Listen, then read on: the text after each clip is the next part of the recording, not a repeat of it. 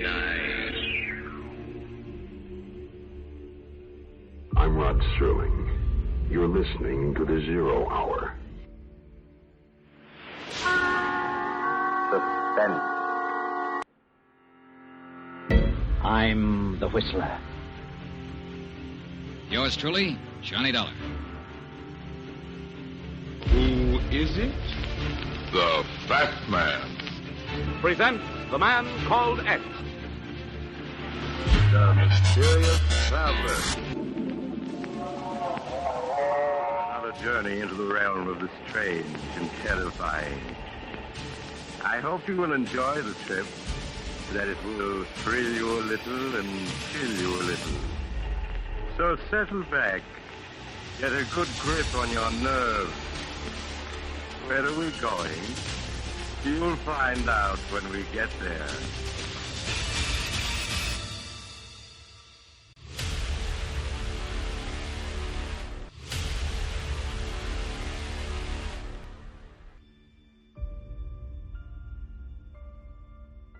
Hello everyone, and welcome to Drama and Theater, brought to you by Duane Old Time Radio. Drama and Theater features some of the best programs from the golden age of radio, including Escape, The Fat Man, Suspense, The Whistler, Zero Hour, Yours Truly, Johnny Dollar, and many, many more. Before we start today's drama, if you enjoy what I'm doing, let me ask you to subscribe to my channel. Subscribing is 100% free, and you will receive notifications on new posts. Lastly, if you have a moment, write a short 1 or 2 sentence review or give a rating on your preferred podcast service.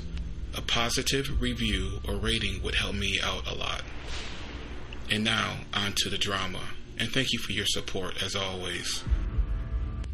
The Fat Man. When murder makes a black moon. Inconsistent dates for the Fat Man, so we'll just say The Fat Man. I believe these aired in 1955. In Murder Makes a Black Moon.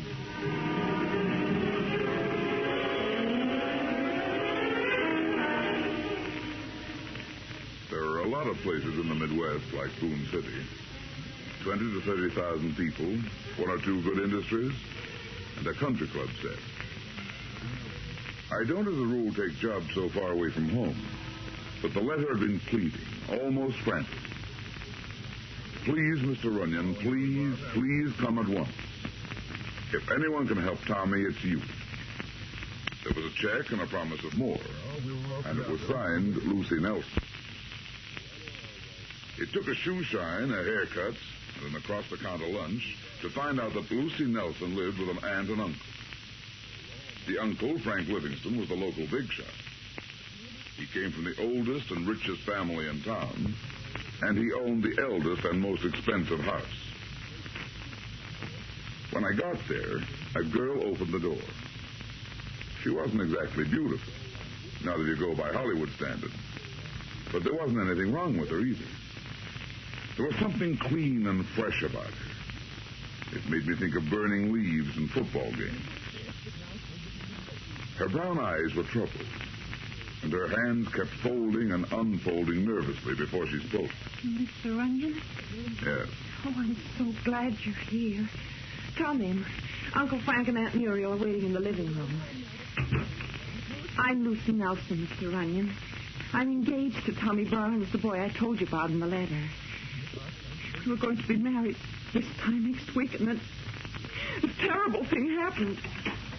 Lucy, was it? Yes, Aunt Muriel, it's Mr. Runyon. Come in, Runyon. Come in. My aunt and uncle, Mr. Runyon. How do you do? How do you do? It was good of you to come, Mr. Runyon. Poor Lucy, she's been half crazy. I do hope you can do something to help. Sit down, Runyon. Thanks. It was a long trip for you. I hope it won't be a waste of your time, but as Mrs. Livingston says, if there's any possible chance, we don't want to overlook it. I know Tommy is innocent, Mr. Runyon. He just couldn't murder anybody. That's why I insisted on writing to you. You didn't say much in your letter, Miss Nelson. Tell me about this girl who was murdered. I think you said she was an actress. Oh, not exactly an actress. She was in the chorus, a showgirl. I didn't know her. In fact, I'd never even seen her, and I didn't know she was in Boone City until she was found murdered in a hotel room. And when was that? It was just 6 days ago. The maid found her body in room 755 at the Boone house. That's the biggest hotel in town. How was she killed? She was shot. Anybody hear the gun? No, the police say it must have happened late at night. This boy, Tommy Barnes, why was he arrested? That's a terrible part. They didn't actually have any evidence, but, well, you see, Tommy'd known her. Her name was Angela Keene. Was she a native of Boone City? No. Tommy met her in New York and fell in love with her. At the time, he wrote me that our engagement was off. Later, he came home to Boone City and got a job. He'd have forgotten all about her. I see. Maybe you think I'm crazy, Mr. Runyon, but I loved him. So I took him back, and we decided to get married. And this horrible thing happened. Didn't Tommy have an alibi? No, Mr. Runyon. To make it worse, the police proved that Angela telephoned Tommy. They also proved that he met her during the afternoon before she was killed. Did he deny meeting the girl? No. He said she called him to say hello and asked him to come down and have a drink for old time's sake. He said he left her at 5:45 and didn't see her again. Didn't he know why she was coming here? He said that she told him she was just passing through and had stopped for the night. She was driving a car then? Yes, it was almost brand new, a beautiful car. Showgirls don't usually drive big, expensive cars. Of course they don't. And that story about just passing through. Tommy had known her, had been engaged to her, broken it off. No, it just doesn't make sense any other way. I like Tommy Runyon. I've known him all his life, but it does look bad. But he didn't kill her. He couldn't. Mr. Runyon, I'm sure of them. Now, Lucy, you must try and control yourself. We're doing everything we can. I've got the best lawyer in town for the boy, but he told me quite frankly that he didn't think Tommy had a chance. He's innocent. I know he is. Oh, Mr. Runyon, you can help, can't you? I'll do the best I can, but from what I've heard so far, it looks like the boy's in a tough spot. However, I'll get to work on it. And in case you want me, I'll be at the same hotel the murder occurred in. The Boone House.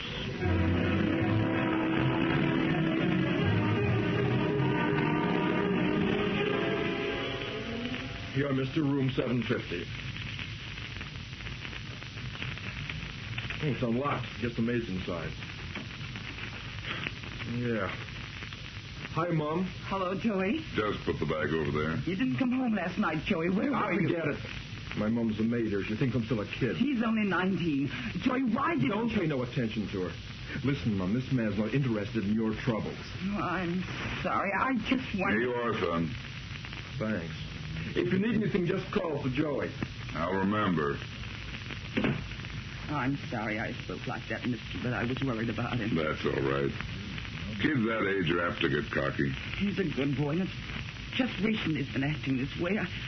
I think the money he makes goes to his head. Bellboys don't make much money. No, but he gambles a lot, and he's been awful lucky. I found 3 brand new $100 bills in his shirt pocket the other night. New $100 bills don't usually come from bellboy poker games.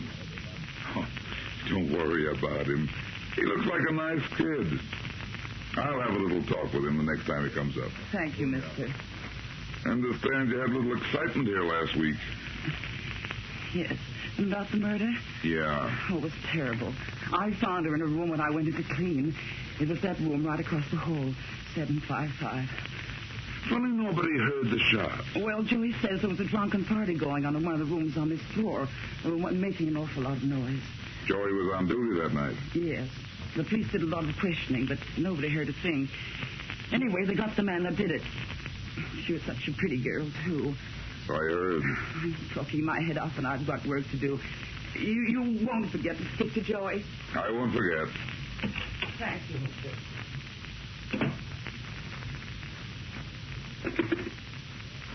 Hello. This is Mr. Runyon in room 750. There's a bellboy down there named Joey. Will you send him up here right away?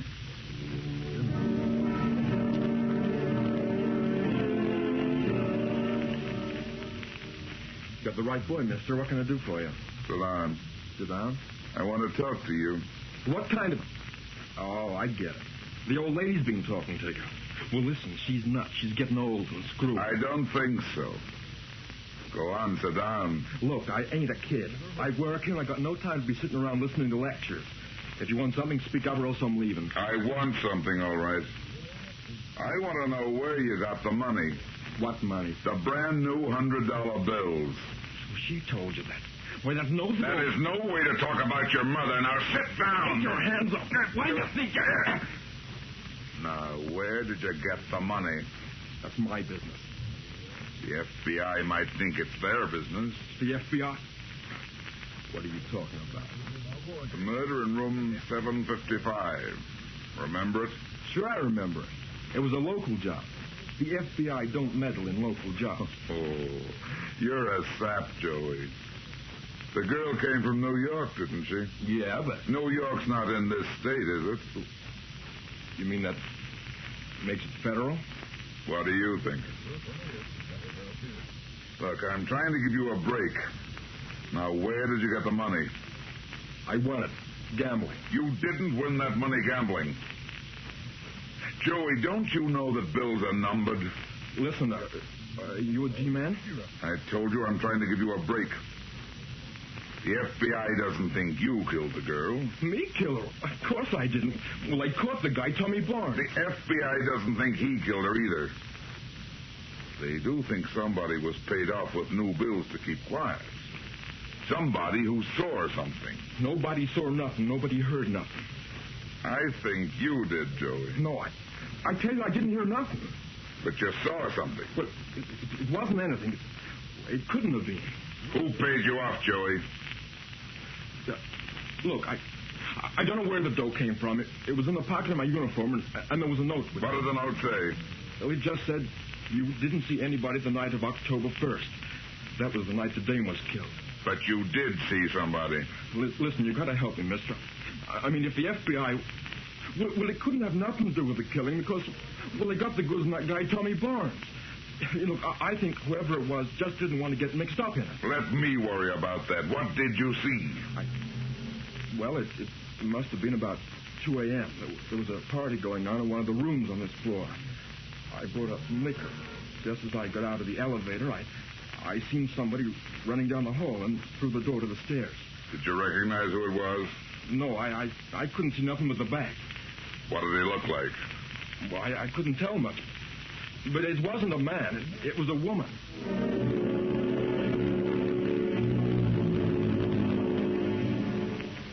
What is it, Mr. Runyon? Have you learned something? Yes, Miss Nelson. It might be important or it might not mean anything. Where's your uncle? Oh, just a second, I'll call him. Uncle Frank? Yes, Lucy? It's Mr. Runyon. Could you come downstairs? Just a minute. What have you found out? Where were you, Miss Nelson, at the time of the murder? Well, I was here at home in bed. Could you prove it? Prove it? Well, I don't know. I was in my room. What do you mean? I mean that somebody saw a woman running down the hall of the 7th floor of the hotel at about the time of the murder. But you don't think that... It could have been you. But... Oh, why, that's absurd. I was here at home asleep. What is it, Runyon? You've made some progress? I think so. I found a witness who saw a woman running away from the murder room. A woman? But I don't understand. Why didn't this witness come forward when Tommy was arrested? Somebody bribed him to keep quiet. Who? He said he didn't know where the money came from. But I think he was lying. Who was the witness? A bellboy in the hotel. Didn't he recognize the woman? He said he didn't. But I've got a hunch he'll be able to identify her if he sees her again.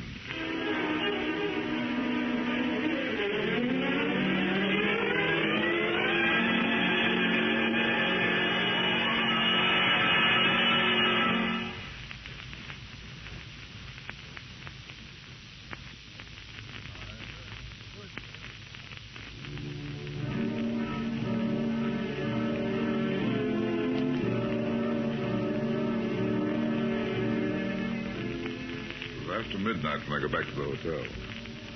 On the way to my room, I stopped in front of 755, the room where Angela Keene had been murdered. I stood there a minute listening. No sound came from inside, so I took out a ring of pass keys, found one that fitted, and went in. It was an ordinary hotel room of the better class type.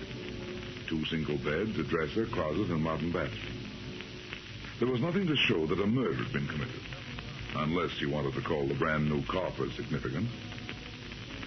I ran my finger along the top of the dresser and came away with a thin layer of dust on it. The room hadn't been cleaned in several days, probably not since the day after the murder when the new rug had been put in. Something might have been overlooked. I dropped to my knees to look under the dresser, and then I heard the doorknob turning. The light switch was across the room, and my gun was in my suitcase in room 750. I got slowly to my feet as the door swung open. A man stood in the doorway. He was medium in height, but slim. His eyes were slits under the low brim of his hat. He closed the door with his feet and came slowly towards me, moving on the balls of his feet like a boxer. In his right hand was an Army .45.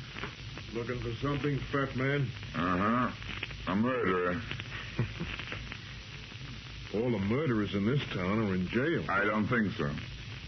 This isn't a healthy climate for thinking. I'm giving you a break, fat man. Who hired you? A client. Okay, play it wise, Flatfoot. You're fooling with dynamite. Meaning you? If I were you, I wouldn't stay long enough to find out. No kidding. And what if I do? I don't think you will, but just in case. Maybe that'll help you make up your mind. Next time it won't be a fist, it'll be the gun. There's a train leaving for New York at 10 o'clock in the morning. Get on it, fat man, and forget you ever heard of this town.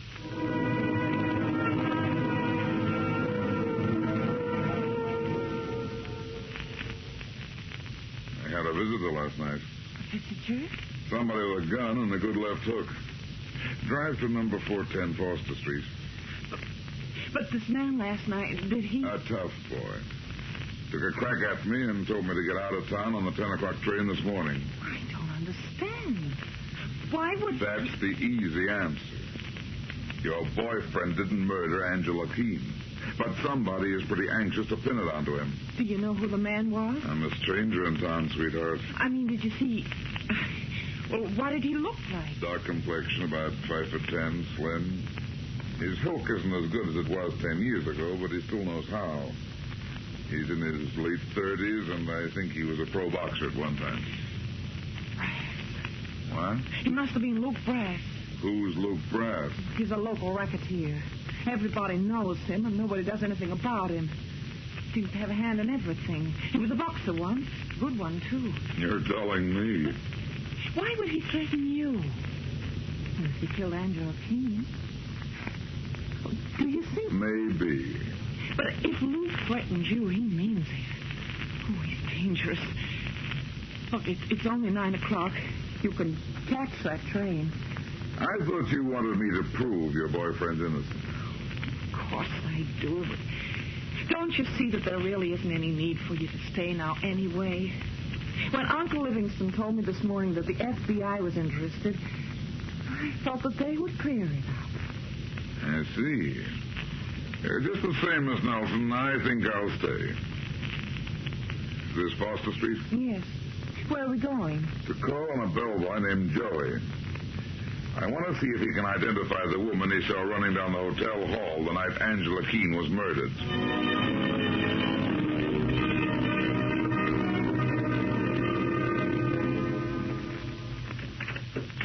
Yes.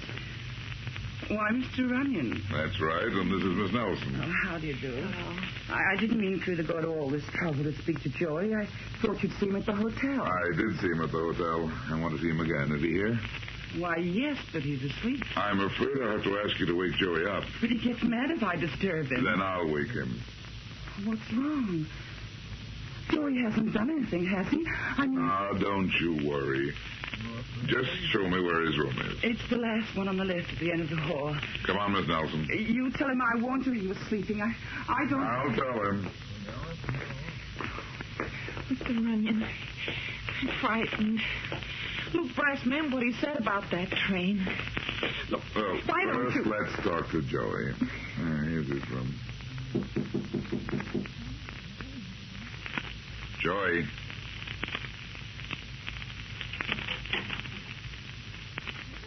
Is he there? Yeah, he's here. Joey. Joey, wake up. What is it? Stay out there. Why? What's wrong? Plenty. Somebody climbed in this window and killed Joey.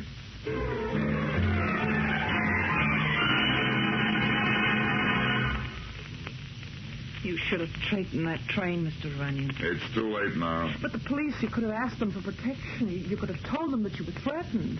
I know what I'm doing. The police don't think there's any connection between the bellboy's murder and the murdered girl Angela Keene. When the kid's mother gets through babbling about his gambling, the police will be sure he was killed over a bad death. What are you going to do?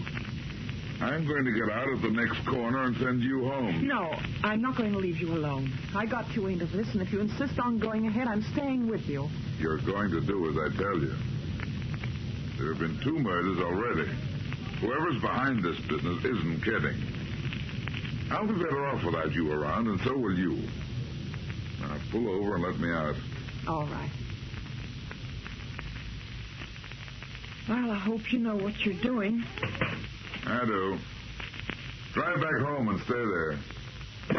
Oh, and by the way, tell your uncle to stick around, too. I may need all the local influence I can get in a little while.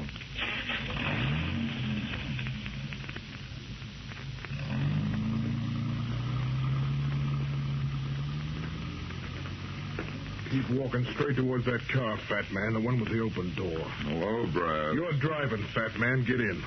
Suppose I don't feel like riding. This is a gun in my pocket, Runyon.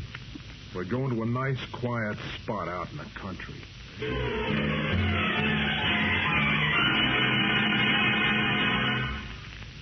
Now keep your hands behind your back and walk down towards the creek. This is a sucker play, Brass. Yeah, and you're the sucker. I gave you a break, fat man. You should have gotten on that train. I haven't forgotten what you gave me. Did you kill that bellboy? You want to know too much, fat man. Can I help it if I'm inquisitive? That's a big mistake in this town. Who killed the chorus girl, Brass? Who are you covering for? It's not the Nelson girl, is it? Okay, that's far enough. Turn around. I didn't think it was the girl. You're a sap, Brass. Don't you see what he's doing? He? Sure, don't you get it? What are you talking about? He's gonna make you the fall guy. Not this, baby. That's why you're taking the long count. Nobody's throwing me to the FBI. Oh, I told you were a sap, Brass. That's a gag. The FBI isn't interested in this business. You're lying. Use your head. The girl was from out of the States. So what? That's not a federal offense, is it? Yeah, but... Don't you see now why he told you the FBI was in it? He knew you'd kill the bellboy and me. Then he could throw you to the cops for everything. Wait a minute.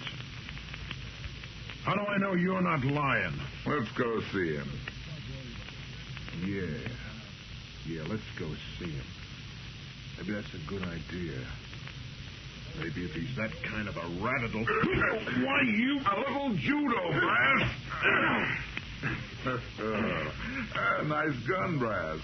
I'll keep it to replace the one of mine you threw away back there. Listen, Runyon, give me a break. I gave you one. Sure, I'll give you a break. The boss lied to me about the FBI. He didn't know he was lying. What do you mean? That's how I knew he was behind it. I told the bellboy that stuff about the FBI. The boy got scared and told Livingston. He paid off the bellboy, didn't he? Yeah. Livingston got scared, too. If he'd used his head, he'd have known the FBI wouldn't be interested. So he got you to kill the boy. He must have had something on you. It was an old bank job that the federal boys were still interested in. He's been holding it over me for years.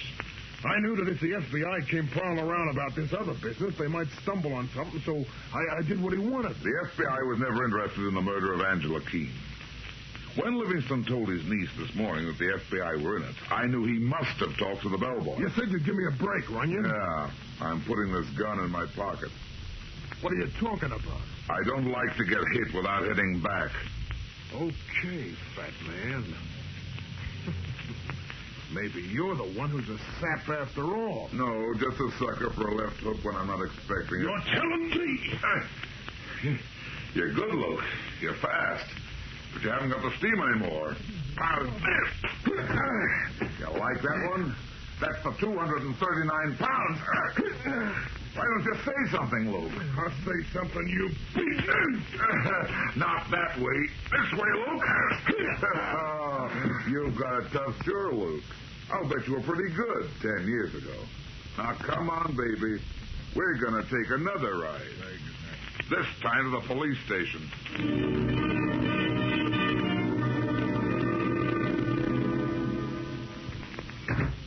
Why, Runyon, what happened? I had a little trouble getting here. Mr. Livingston, it seems some people had other plans for me. I don't understand. Luke Brass. He's in jail, Livingston. It's all over, so you can stop acting. You killed Angela Keene, and I'm taking you in, too. No, Runyon, that's not true. I didn't kill her. Quit kidding. When you thought the FBI was coming, you forced Brass to kill the bellboy. Yes, but there wasn't any FBI. I made that up to make the boy talk. No, you... Let's go. No, wait, Runyon. I'll tell you the truth. Come in here. Don't try any funny stuff. No. Listen, Runyon. I didn't kill Angela. My wife, Muriel, killed her. Your wife? It's the truth, I swear it. You've got to believe me. It was I who paid off the bellboy, but I didn't kill anyone. Don't you see? The boy saw Muriel, my wife, that night. She was the woman? Yes. You see, I'd known Angela in New York. I never intended it to be serious, but, well, she had other ideas. She held it over my head, and I gave her a lot of money. And then finally a week ago, she came to town.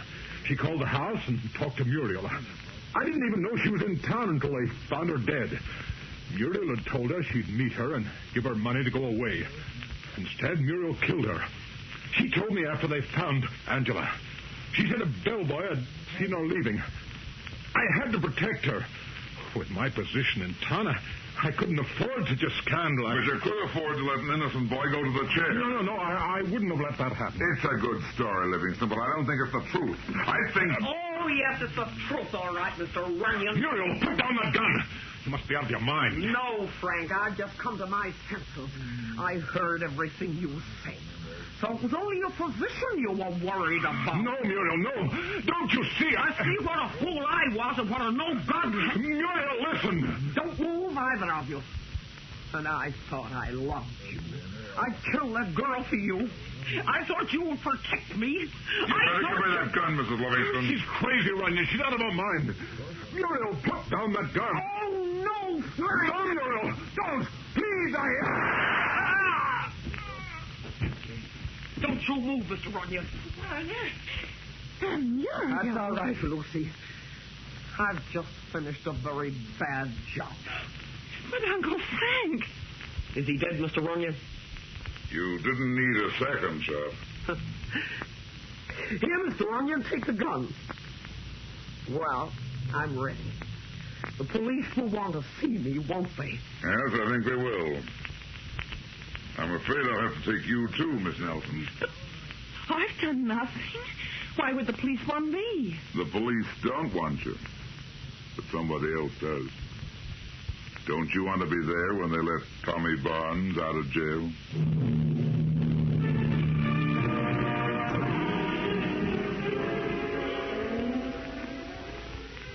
The empty road one. Thank you for listening to and showing your support for my podcast. If you would like to receive notifications of when new episodes are posted, please subscribe. to my channel. Subscriptions are 100% free, and they really help me get an idea of how I'm doing. Well, hope you enjoyed, and until next time, stay safe, wish you well, and as always, peace.